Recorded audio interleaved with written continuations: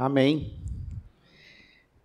Obrigado ao Walter por estar aqui participando desse culto. Walter, ele é um dos que coordenam o nosso Ministério de Veteranos e sou grato à vida dele, pela sua dedicação e a história dele nesta igreja. A parte boa desse culto é que a gente não tem pressa hoje, porque o almoço está lá, né? Então não precisa ninguém sair correndo hoje.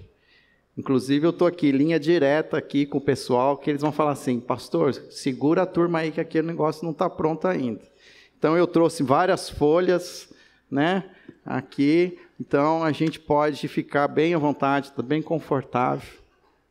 Vamos orar mais uma vez? Obrigado, Senhor, por essa oportunidade que o Senhor nos dá de celebrarmos o nome de Jesus. Podemos trazer também, ó Pai, à memória, canções que remontam, Senhor, a uma história brilhante, uma história abençoada, não só do Evangelho, mas também da nossa própria igreja. Queremos dedicar também esse tempo de mensagem da palavra, que possa ser também, Senhor, um tempo edificante para todas as idades, que possamos juntos entender e aprender os Teus desígnios para as nossas vidas. Essa é a nossa oração e oramos em nome de Jesus. Amém. Nesse domingo, que nós estamos chamando do Domingo dos Veteranos, a ideia é nós honrarmos a vida desses homens e mulheres que fazem parte da nossa história. Eu vejo muitas vezes que, quando participamos de um velório, num sepultamento, infelizmente a pessoa que nós estamos ali de alguma maneira prestando as nossas últimas homenagens não estão lá para ver aquilo que está acontecendo. E tenho entendido e aprendido que se temos que homenagear, que homenageamos enquanto estamos vivos. Não quando já não há mais, mais uma oportunidade para aquela pessoa que nós consideramos ela especial, poder ouvir e ver aquilo que nós queremos expressar. Esse domingo tem um pouco disso. Eu quero trazer aqui uma ideia para que nós, todos os anos, possamos, pelo menos num domingo do mês de outubro, ter um domingo dos veteranos, que pode ser diferente, maneiras, mas que nós nunca nos esquecemos daqueles que nos ajudaram a construir a história dessa igreja. E no dia de hoje, um dia tão especial, eu queria falar sobre isso, sobre as bênçãos da velhice. Por incrível que pareça, não é o que nós ouvimos lá fora, mas é uma bênção alcançar a velhice. Mas antes disso, se você for procurar o que significa velhice no dicionário, é uma definição um tanto quanto negativa. Ela fala assim, por exemplo, que é uma condição, um estado ou condição do velho, que como eu preciso usar um óculos para ler, que já não enxergo mais. Idade avançada, e que segue a idade madura. Ancianidade, o tempo que já viveu existiu. Olha essa palavra, nem sei o que significa. Vetustez. Modo, olha só, rabugice de velho, né? Só definições negativas. Parece que a definição da velhice está muito ligado com o estado físico. Mas eu entendo que nós precisamos ampliar a definição desse terceiro momento da vida. Por isso que muitas vezes é definido como terceira idade. Você já parou para pensar por que chamamos da velhice da terceira idade? Temos uma primeira idade, que é a infância. Uma segunda idade, que é a vida adulta. E temos uma terceira fase da nossa vida, que é a envelhecência, quando começamos a envelhecer. E conforme estamos vivendo os nossos dias, a terceira idade vai ser a nossa fase mais longa de vida. Você já parou para pensar nisso? Que quando nós chegamos mais ou menos lá nos nossos 40 e poucos anos, nós já começamos uma envelhecência, começamos já a ter sinais da envelhecência. E aí, quando nós começamos, então, a cruzar ali o limite da terceira idade, nós estamos, na verdade, já vivendo a mais longa fase da nossa vida. E é interessante como a sociedade, ela não nos ajuda nesse sentido. Ela não nos ajuda a entender isso. Faz com que a gente fique sempre pensando no que já passou. Na nossa fase da infância, na nossa fase de juventude. Ai, que saudade dos nossos tempos. A sociedade, ela é tão pessimista quando falamos de terceira idade, que até mesmo os símbolos que nós temos para denominar um idoso é um símbolo de uma pessoa com deficiência motora, até mesmo de acessibilidade, como se todo idoso, como se toda pessoa da terceira idade fosse alguém que precise de uma bengala. O fato é que agora, em alguns lugares, já está começando a ter um novo símbolo, que é esse símbolo que está ao lado, 60 a mais. Existe até um plano, até como é que chama isso lá? Uma iniciativa parlamentar de se aprovar no Senado que esse seja o símbolo oficial. Eu sei que parece que no estado do Rio Grande do Sul ele já é o símbolo oficial, mas ele ainda é uma coisa que precisa, você veja, como ainda precisa ser vencido, lutado, para que possamos ter uma identidade visual em favor do idoso, que não traga esse pessimismo. Por isso eu queria aqui trazer alguns aspectos da velhice. Quero que nós possamos entender que a velhice pode ser uma bênção. E alguns aspectos, eu pelo menos achei aqui pelo menos 5 deles. E pensando na velhice ser uma bênção, eu comecei a olhar aqui os textos bíblicos. É interessante quando você olha os textos com o óculos da terceira idade, você percebe ali quanta coisa tem, como é rico. Tanto que hoje eu não consegui me ater a um texto bíblico. Eu, na verdade, vou trazer aqui uma porção de textos assim, para que vocês vejam como, de alguma maneira, a Bíblia, na sua riqueza e na sua profundidade, ela nos traz palavras de esperança e palavras de afirmação para vivermos essa terceira fase da nossa vida. Provérbios é um texto muito importante nesse sentido. O primeiro versículo que eu achei para destacar a bênção da velhice é que ele diz que o cabelo grisalho é uma coroa de esplendor e se obtém mediante uma vida justa. Interessante, né? Que lá fora a gente ouve assim, que as mulheres não envelhecem, elas ficam loiras.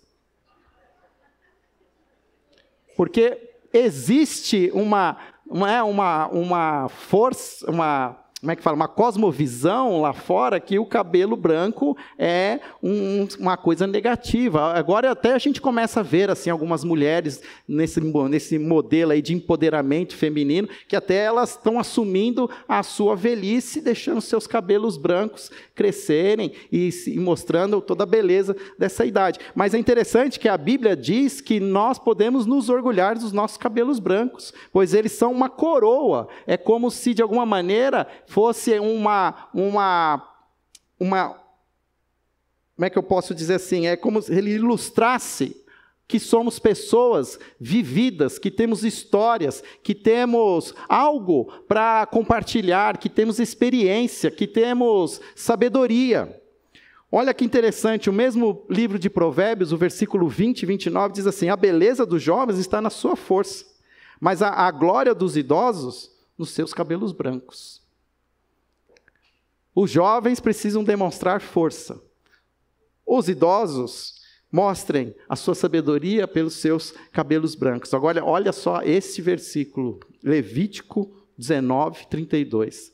Levantem-se na presença dos idosos. Honrem os anciãos. Tema o seu Deus. Eu sou o Senhor. Nós pedimos hoje para que todos os veteranos colassem uma medalha no peito. Uma medalha que para nós ela significa essa honra que queremos dar aos veteranos. Como uma expressão da nossa gratidão, nós estamos os honrando, nós estamos os condecorando. E quero aqui agora obedecer o que o Levítico diz. Então, em vez dos veteranos se levantarem, nós vamos nos levantar e vamos aplaudir a esse povo bonito que são os veteranos da nossa igreja.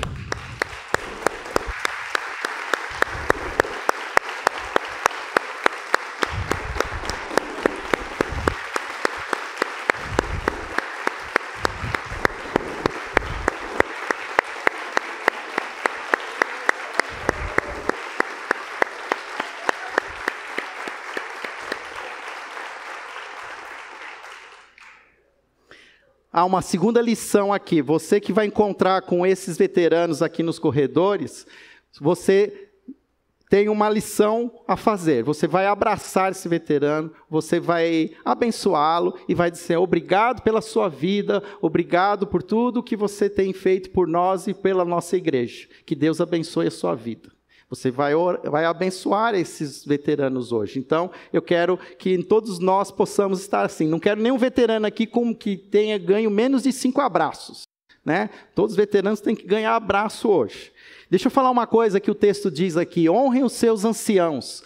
Eu preciso trazer aqui uma definição do que significa anciãos. O termo hebraico, zaken, não significa necessariamente homem velho, mas implica em uma pessoa com maturidade e experiência, que tem assumido a liderança entre os seus compatriotas e na tribo da sua cidade, né? Ou na sua cidade, na sua tribo. Isso está registrado em Números 11:16. Embora os anciãos não fossem eleitos durante a maior parte do período de Moisés até Esdras, e também na era intertestamentária, eles eram reconhecidos como um grupo de mais elevada autoridade sobre o povo. Eles agiam como representantes das nações e também administravam muitos assuntos políticos e resolviam disputas entre as tribos. Se você conhece bem o Antigo Testamento, tem um episódio em que Moisés, ele traz a lei e ele chama os anciãos. E ele faz ali um tratado com os anciãos. Os anciões, eles decidem que eles vão ajudar Moisés a obedecer os mandamentos. Existem igrejas mais antigas, como a primeira igreja batista em Porto Alegre, que ela possui o que eles chamam de ancionato, que é o conselho da igreja, é formado por esses anciãos. E nós precisamos entender que são homens e mulheres, não somente os homens, mas também as mulheres, como anciãs, que também possuem essa autoridade sobre as nossas vidas, pela própria vida que já viveram, pelas até as dores que já passaram, são pessoas com marcas profundas, são pessoas que passaram por muitas dificuldades. E que nós precisamos muito aprender com essas pessoas, as nossas vidas. Eu entendo hoje, eu tenho pensado muito sobre as novas gerações. Parece que as novas gerações é tudo pelinha fina, é tudo feito assim, sabe, assim, tudo assim não pode fazer nada, uma arranha fácil. Sabe, eu vejo assim os veteranos, veterano é casca grossa, veterano é pele queimada no sol. Não tinha na época deles, né, protetor solar, fator 50, sabe? Eu sei que trazem muitas marcas, mas são homens e mulheres muito fortes, não tem nhenhenhé com eles, não tem mimimi. E eu fico pensando que eu acho que um erro que a minha geração fez foi criar os nossos filhos muito protegidos, que eles não passaram por grandes dificuldades. E aí hoje são todos alérgicos, somos todos, né, de alguma maneira assim, não podemos ter contato com nada. Outro dia esses dias aí que eu fiquei sem carro, eu fui de Uber, mas conheci um monte de história aí com o pessoal do Uber. Descobri até uma pessoa que dirigindo o Uber me contou que ela tem alergia ao kiwi, que só de ver o kiwi já dá coceira nela. Vê se tem algum veterano que tem alergia a kiwi. Ah, para com isso. Outro aspecto da velhice é que recebemos a ajuda divina nesta velhice. Talvez, muitas vezes, nós nos sentimos, às vezes, sós. A solidão, ela é uma realidade, muitas vezes. O ninho vazio nas casas, né, dos pais mais velhos, que os filhos vão viver as suas vidas, e aí a casa já não tem mais a mesma rotina, é mais silencioso. Mas nós precisamos entender que, nesse momento, há ainda algumas promessas que Deus faz para essa terceira idade. O texto diz em Isaías 46:4, diz assim: mesmo na sua velhice, quando tiverem cabelos brancos, sou eu aquele que os susterá. Eu os fiz e eu os levarei. Eu os sustentarei. Está errado aqui. E eu os salvarei. O contexto desse texto é uma profecia para aquele grupo que estava exilado, que foi morar na Babilônia. E a história conta que eles nunca voltaram. Mas Deus não os desamparou. Deus se manteve com eles. Talvez muitos experimentem a partida das pessoas que amam. Interessante também que ao momento que a gente vai vivendo as nossas vidas, conforme vamos ficando mais velhos, as pessoas que nós amamos vão partindo. É mais frequente as nossas idas aos cemitérios. Nós começamos a nos despedir dos nossos amigos, começamos a nos despedir da nossa própria família. Mas é interessante como nós podemos confiar que Deus continua presente e nos sustentando. Você já parou para pensar na idade de Deus? Isso foi uma pergunta de tudo que eu li. A gente às vezes fica falando tanto assim, né, de uma maneira negativa sobre a idade avançada. Mas se você não gosta de velho, vou falar uma coisa para você, você não gosta de Deus. Porque se tem alguém que é velho, é Deus. Você já parou para pensar na idade de Deus? Então, meu amigo, você tem que começar a se ligar que a terceira idade é o que vale. Porque Deus está lá na sei lá que idade. Outro versículo que eu achei muito bonito é Salmo 71, que diz assim: desde a minha juventude, é Davi dizendo, ó Deus, tem me ensinado, e até hoje eu anuncio as tuas maravilhas. Olha Davi aqui relatando, agora que estou velho, de cabelos brancos, não me abandones, ó Deus, para que eu possa falar da tua força aos nossos filhos, e do teu poder às futuras gerações. E nós conhecemos a história de Davi. Talvez a história de Davi é uma das histórias mais completas que nós temos na Bíblia. Nós temos relatos da sua juventude, mas temos também relatos da sua terceira idade. E nós sabemos que Deus não desamparou Davi. Muito pelo contrário, até mesmo por ser considerado um homem segundo o coração de Deus, Deus continuou sustendo a próxima geração. Salomão continuou sendo rei, não pelo amor que Salomão tinha por Deus, mas pelo amor que Davi tinha pelo Senhor. E nós precisamos confiar nessas palavras. Nós devemos desejar a longevidade. Talvez a gente não pense muito sobre isso. Nós queremos muitas vezes a imortalidade. Nós vemos muitas cenas de filmes e até mesmo alguns filmes que nós assistimos são filmes que evocam a imortalidade. Nós queremos ser imortais como um Wolverine, né, que se machuca em menos de, em poucos minutos ele se recompõe e se torna pleno de novo. Quem é um pessoal das mais antigas, mas não tão antigo assim, lembra que tinha um filme lá que era o cara que não morria nunca. Como é que ele chamava lá? O Highlander. Quem não lembra, né? Então, muitas vezes a gente fica querendo ser assim, um Highlander. O Hernan aqui está se fingindo de morto, falando que não sabe que filme é esse, não. Ah, Hernan, esse cabelo seu preto aí, né, é pintado.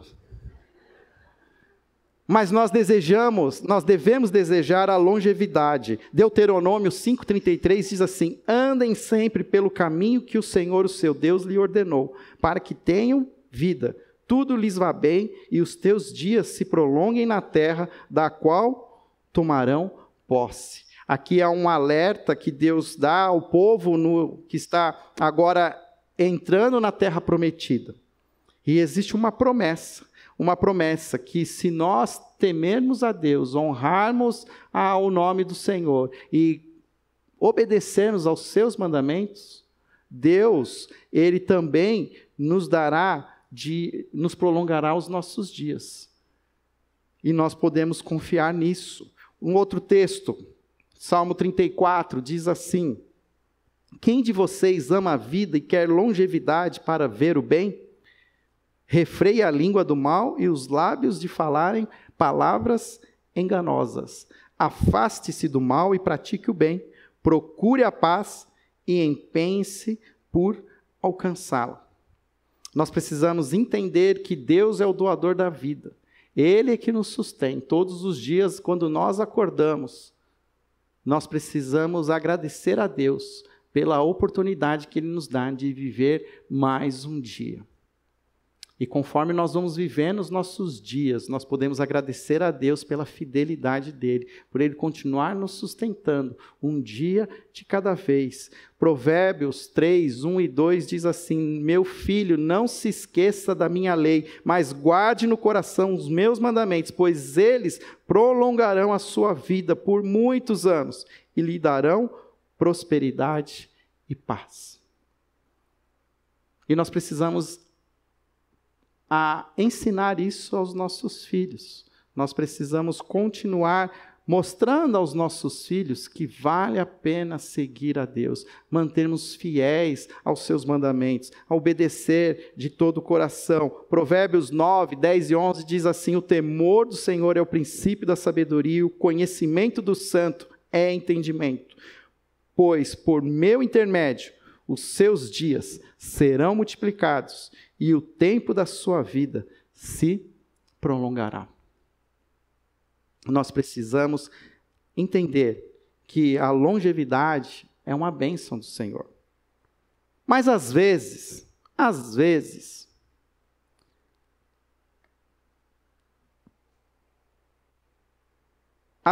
é uma bênção maior não chegar à velhice. Mas ser recolhido pelo Senhor antes pode ser também uma bênção. Porque também nós precisamos ser aqui claros, e a palavra de Deus deixa isso claro, que alguns não vão chegar à terceira idade. Alguns, por outros desígnios do Senhor, serão chamados até precocemente. Eu gosto muito de ouvir rádio, isso é uma tradição da minha família, que eu fui também adquirindo. Eu acho até a rádio na internet hoje. E aí tem um programa que eu ouço todo dia de manhã, que alguns de vocês talvez conheçam, mas eu ouvia desde que eu morava no interior lá, que é o Pulo do Gato, com José Paulo de Andrade, na Rádio Bandeirantes.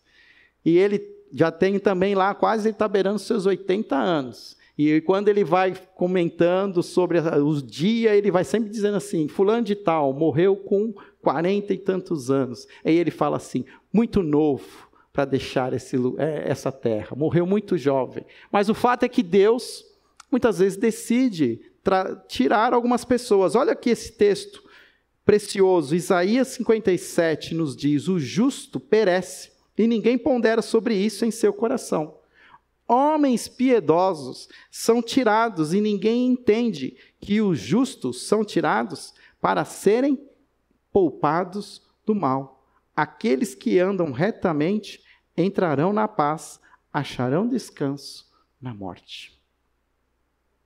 A gente tem que mudar alguns paradigmas como cristãos que somos, discípulos de Jesus.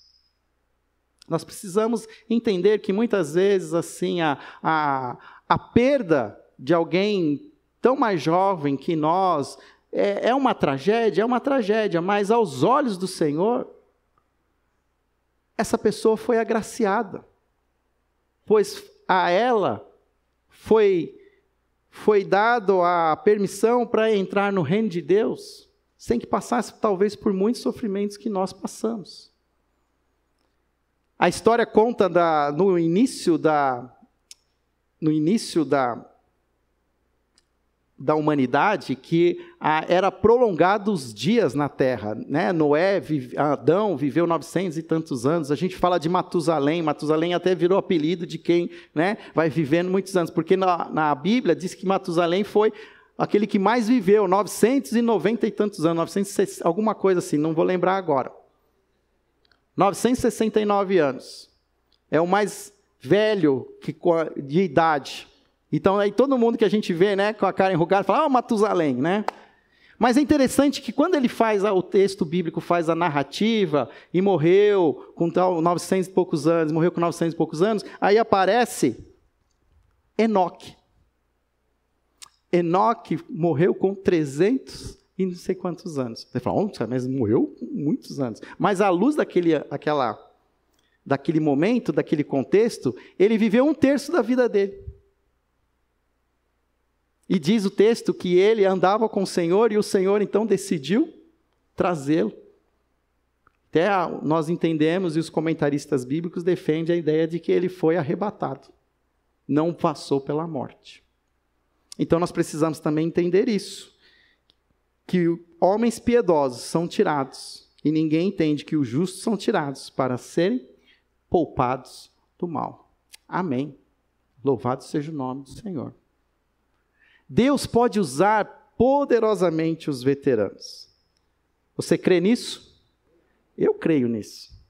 Tem uma cena de um filme que eu gosto muito, um filme chamado Battleship. É um filme de extraterrestre. Essa parte eu não gosto muito. Não gosto muito dessas fantasiadas todas. Mas tem uma cena em que aqueles jovens, porque é uma batalha naval, e todos os navios modernos, equipados com instrumentos digitais, já foram abatidos pelos extraterrestres. Até que eles se lembram que existe um navio um pouco mais antigo, da Segunda Guerra Mundial, um encouraçado Missouri. Mas ele não é digital, ele é analógico. Precisa ter assim, veteranos para que possam fazer aquele navio, aquele encouraçado, voltar ativo. E a cena, né, o Hollywood capricha. E aí vem todos aqueles veteranos, assim, eles começam a aparecer, assim, os velhinhos, assim, e vem aquela música rock and roll, assim, que dá, fala assim, meu, que louco esse filme aqui, assim, e aquela molecadinha, tudo fica só olhando, os veteranos começam a pôr a mão na massa, fazem aquele navio, aquele encouraçado funcionar de novo, queimando aquele óleo diesel preto, assim, né?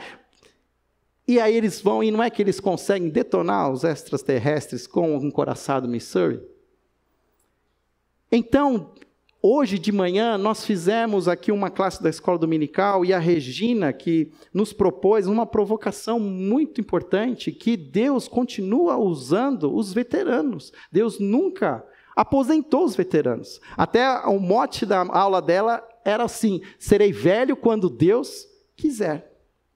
E nós precisamos entender que todo momento de vida que vivemos é um momento onde Deus pode nos usar. Nós nunca seremos aposentados por Deus. Quando Deus quiser, Ele nos levará para vivermos a eternidade. Mas enquanto aqui estivermos, nós não podemos ser discípulos aposentados. Olha o que diz o texto, Salmo 92, 12 a 15. Esse salmo é um salmo muito bonito. Só esse salmo valeria uma mensagem. Diz assim, os justos florescerão como a palmeira, crescerão como o cedro do Líbano, plantados na casa do Senhor, florescerão nos átrios do nosso Deus. Mesmo na velhice darão fruto, permanecerão viçosos e verdejantes para proclamar que o Senhor é justo e Ele é a minha rocha, nele não há injustiça.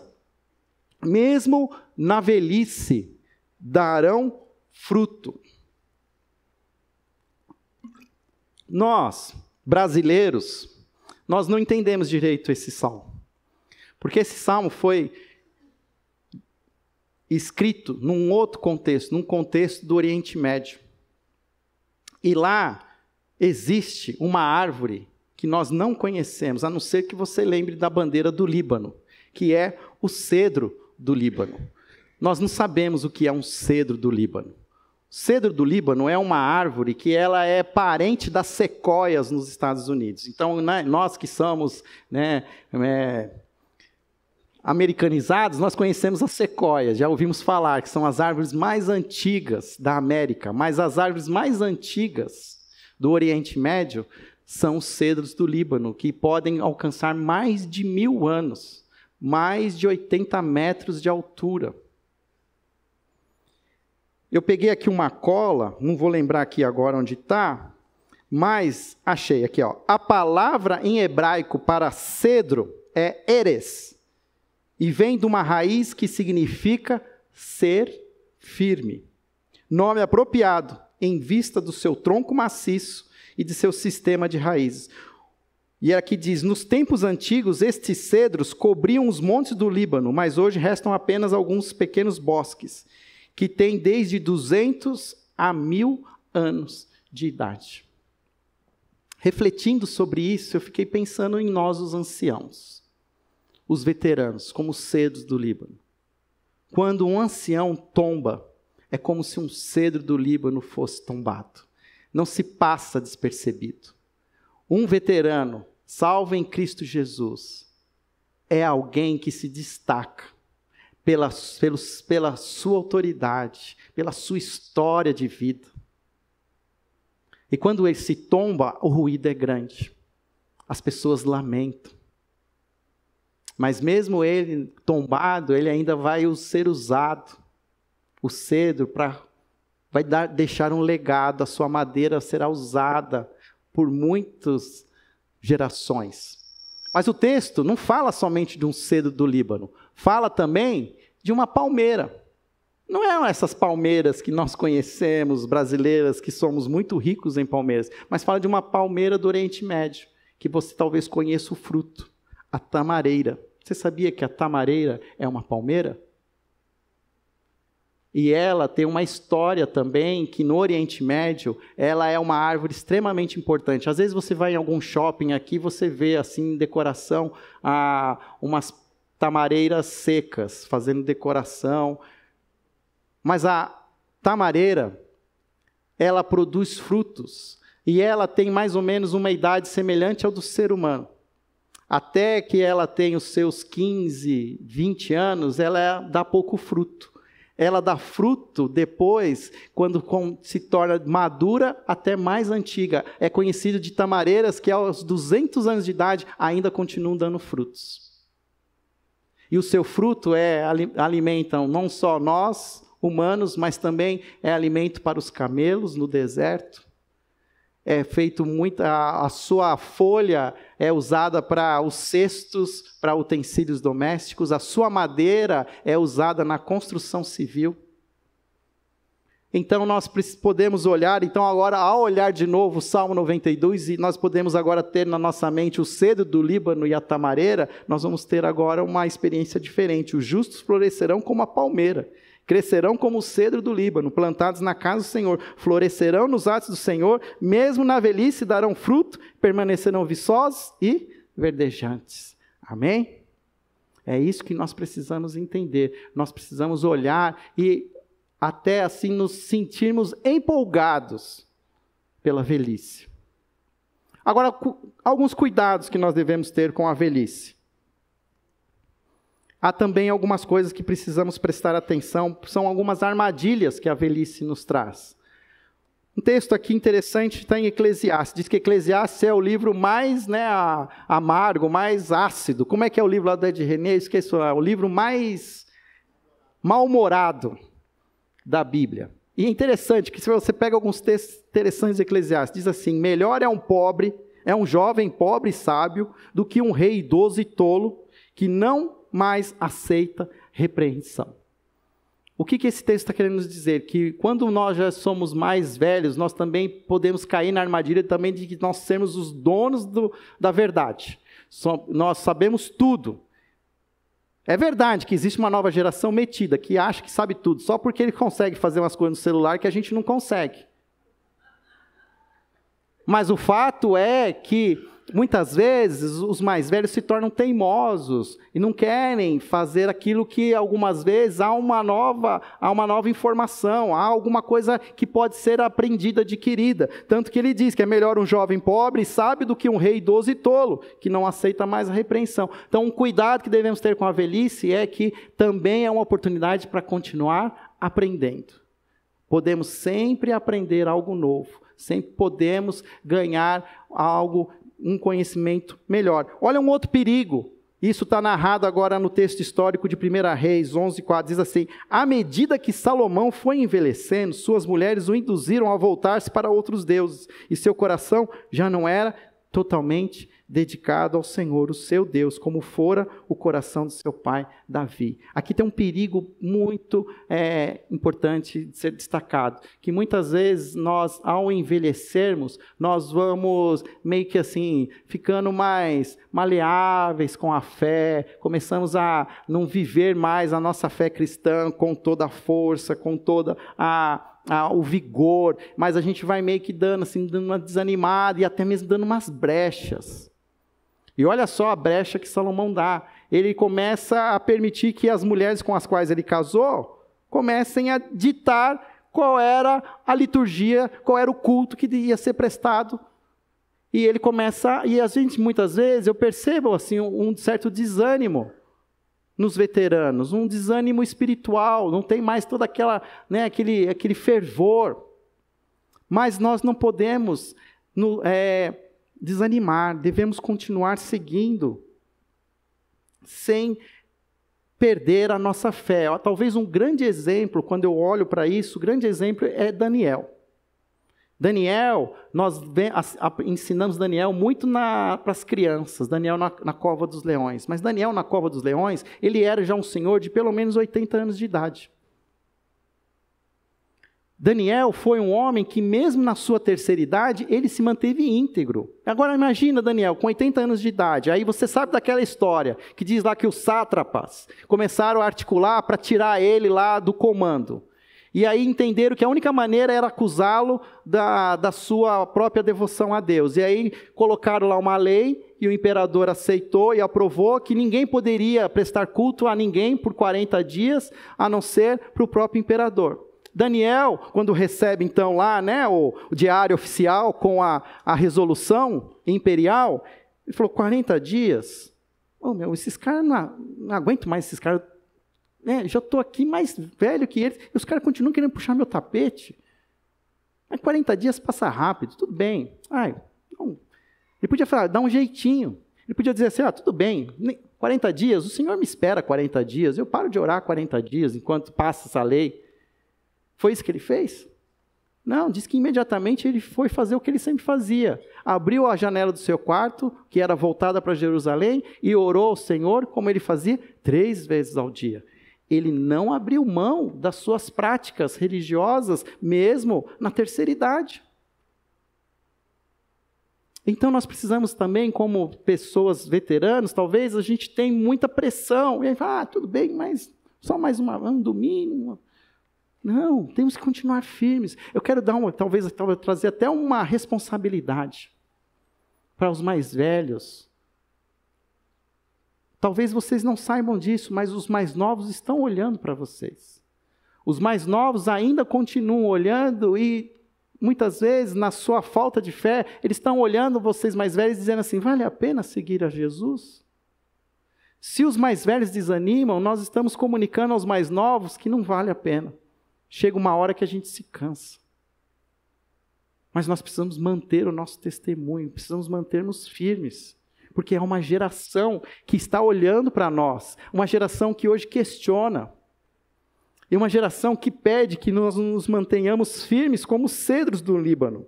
Eclesiastes 7,10 diz assim, não diga, porque os dias do passado foram melhores que os de hoje, pois não é sábio fazer tais perguntas. Esse versículo eu gostei. Tem um versículo aqui que eu gostei, é esse. Não diga, porque os dias do passado foram melhores que os de hoje, pois não é sábio fazer tais perguntas.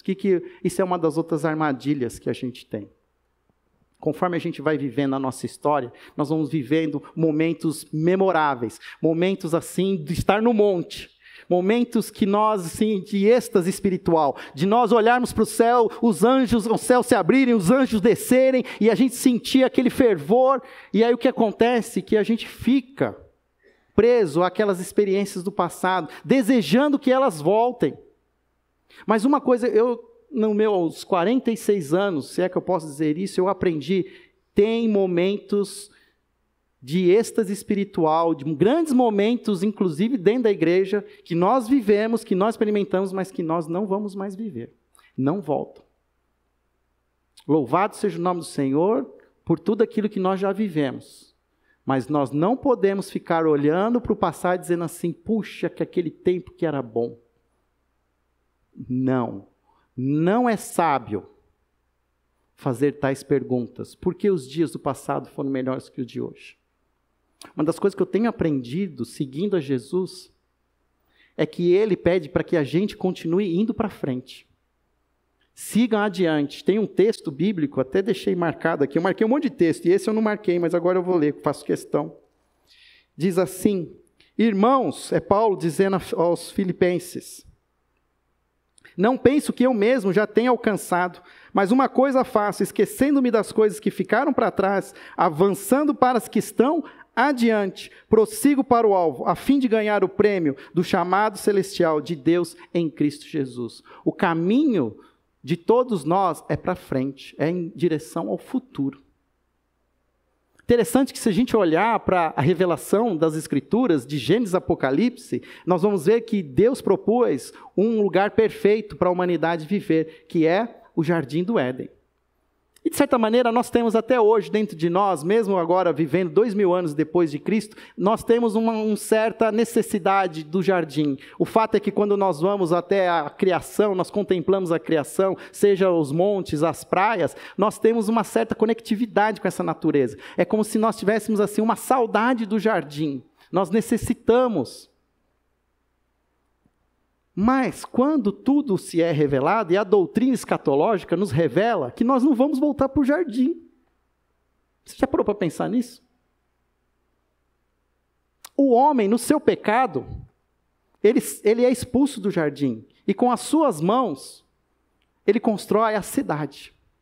A cidade é uma invenção humana, não é uma invenção divina. Foram os homens que construíram as cidades. Mas os homens, aí você lembra da história da Torre de Babel? A intenção das cidades era serem construções monumentais que evocassem o poder e toda a tecnologia e todo o potencial humano. Vamos construir uma grande torre e vamos celebrar a nossa força, o nosso poder. E aí a gente vai para o Apocalipse e nos é revelado a cidade santa, a nova Jerusalém. É como se Deus dissesse assim: vocês viveram toda a vida de vocês querendo fazer uma cidade perfeita. Aqui está a cidade perfeita. Nós não vamos voltar para o jardim. Nós vamos morar na cidade perfeita. Há um movimento sempre de ida, não tem volta. Então, nós olhamos para o nosso passado, nós nos alegramos, nós somos talvez assim privilegiados das experiências que nós vivemos, mas nós não podemos ficar presos às nossas histórias, àquilo que nós vivemos, porque nós não temos noção daquilo que Deus tem preparado para nós nos próximos anos. Nós precisamos continuar seguindo em frente. O que vai acontecer? Eu não sei. Mas eu sei que no final de tudo, a gente ainda vai morar numa cidade perfeita. Com louvor e ações de graça, cantem responsivamente ao Senhor, Ele é bom, seu amor a Israel dura para sempre. E todo o povo louvou o Senhor em alta voz, pois haviam lançado os alicerces do templo do Senhor. Mas muitos dos sacerdotes, dos levitas e dos líderes de família mais velhos, que tinham visto o antigo templo, choraram em voz alta, quando viram o lançamento dos alicerces desse templo. Muitos, porém, gritavam de alegria. Qual é o contexto desse texto? É que depois do exílio babilônico, Esdras, como sacerdote, volta para Jerusalém. Neemias volta para reconstruir os muros e reconstruir o templo. Mas o templo que é reconstruído nunca teve todo o brilhantismo, todo o potencial, o glamour arquitetônico que teve no passado de Salomão. E diz que os veteranos choravam. Olha só. Choravam porque viam, puxa, eu sou... Não deu nem para pôr uma textura, ficou esse reboco aqui sem tinta. Então, mas ao mesmo tempo diz assim, porém, muitos gritavam de alegria. Pode ser sim que a primeira igreja batista de Campinas tenha vivido o maior auge da sua história no passado. Mas os veteranos não podem tirar o brilho dos olhos dos jovens e dos adolescentes que estão também vivendo com alegria os tempos dele na primeira igreja batista de Campinas nos dias de hoje. Por isso é importante esse equilíbrio. Por último, eu não posso deixar de dizer que talvez um dos grandes privilégios dos veteranos é a sua alegria com os netos. E a Bíblia fala muito sobre isso. Tem um texto interessante que é de Ruth, capítulo 4, versículo 13 a 15, que diz assim, que ao final de tudo, Boaz casou-se com Ruth, e ela se tornou sua mulher. Boaz a possuiu, e o Senhor concedeu que ela engravidasse e desse à luz um filho. As mulheres disseram a Noemi, Noemi era o quê? Era a sogra, aquela que havia perdido seus filhos.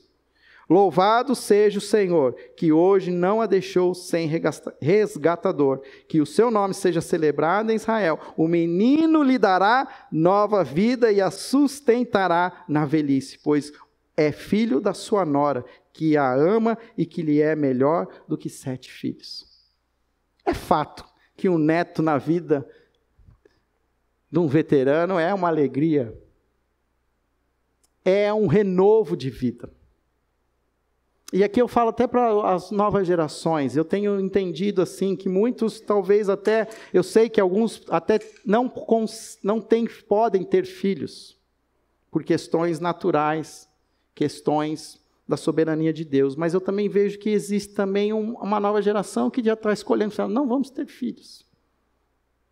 Mas não ter filhos é deixar de presentear os seus pais com talvez uma das melhores experiências da vida humana, que é poder curtir os netos, que é poder ver os filhos dos filhos. Olha que bonito, os filhos dos filhos são uma coroa para os idosos, e os pais são o orgulho dos seus filhos. Que avô e que vó não tem orgulho de carregar um bebê do seu filho, da sua filha no colo? Tem a maior cara de joelho que pode ter, mas é a criatura mais linda da face da terra. E isso faz parte da história, faz parte do nosso chamado. E até eu falo talvez para alguns veteranos que, se por algum motivo também Deus não os permitiu, adotem netos. Escolham outros jovens, meninos e meninas de gerações mais novas que talvez estão aí sem pais, mas que podem ter um avô espiritual, uma avó espiritual. Sabe de uma outra coisa que eu não citei aqui, mas veio agora à minha memória, talvez uma das grandes memórias que eu tenho dos meus avós, era eles orando por nós. Eu era criança, eu ia lá, ficava olhando a minha avó, e ela não parava de orar. E ela orava por todos os netos, filhos, nome por nome. Aí eu falei, nossa, a avó não cansa. E ela tinha problema, de articulação, mas ela fazia questão de se ajoelhar. Um dos grandes chamados que a terceira idade tem é a intercessão. É a intercessão. Outro texto que eu não citei, mas eu quero falar agora, é um texto que está em Atos, capítulo 2. Esse texto que está em Atos, capítulo 2, ele remonta à ideia da igreja carismática, que foi tema da minha mensagem domingo passado. E diz que quando o dia de Pentecostes, que as línguas de fogo desceram sobre os discípulos, Pedro, então, ele se levanta e ele faz uma pregação. E ele evoca o texto de Joel. O texto de Joel diz assim, versículo 17, nos últimos dias, diz Deus, derramarei o meu espírito sobre todos os povos. Os meus filhos e as suas filhas profetizarão. Os jovens terão visões. Os velhos terão sonhos. O que isso significa? Que sobre todos é derramado o Espírito Santo. Sobre todos os gêneros, homens e mulheres, novos e velhos. Os da terceira idade, o Espírito Santo do Senhor está sobre vocês. E vocês têm um chamado baseado no texto de Joel. Aos velhos, há um chamado de sonharem. Talvez uma das coisas que acontece é que quando chegamos já ali a gente começa a parar de sonhar. Interessante que aos jovens são dadas visões, aos velhos é dado um chamado de sonharem. Qual é a diferença de sonho e de visão? Quando você tem uma visão, muitas vezes você está olhando para algo que você vai fazer. E isso é dado aos jovens, que na sua longevidade poderão sonhar aonde eu estarei daqui a 10, 20, 30 anos. Então eles têm visões. Mas aos veteranos, há um chamado de sonharem. O que é o sonho? É algo que talvez seja muito distante e que eles não vão realizar, mas eles precisam compartilhar os seus sonhos. Eles não podem deixar de ser ouvidos. Os sonhos dos anciãos são importantes numa igreja carismática. Porque são eles que, na sua longevidade, na sua intimidade com o Espírito Santo, são aqueles que mais conhecem a Deus ao longo da história. Eles são os que mais sonham os sonhos de Deus. E nós precisamos ouvir os sonhos que são revelados pelo Espírito Santo de Deus aos veteranos da primeira igreja batista de Campinas. Que possamos ser essa igreja que honre a todas as gerações, que honrem as crianças, honrem aos jovens, honrem os adultos.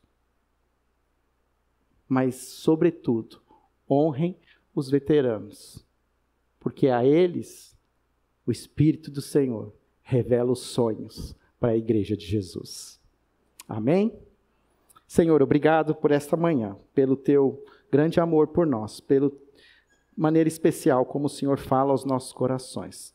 Que o Senhor continue, Senhor, falando aos nossos corações, nos dando clareza, para entender tudo aquilo que ouvimos aqui, possamos viver à luz da tua palavra, as nossas realidades, enfrentando, Senhor, os nossos desafios, enfrentando cada dia aquilo que o Senhor deseja que vivamos, mas sem esquecer da tua presença e do poder do teu Espírito sobre nós. Essa é a nossa oração, em nome de Jesus. Amém.